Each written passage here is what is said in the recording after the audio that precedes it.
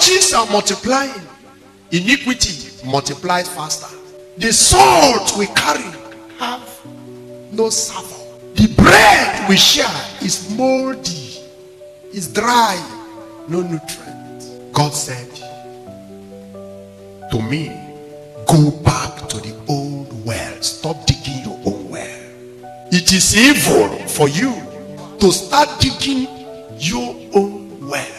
When I read broken system, it sounds in my ears as broken system cannot hold water. Man of God, woman of God, at which junction did you forsake the fountain of living waters and you started digging out your own well? Can you put your finger there and say, this was where I missed it? That's where God may begin to help you.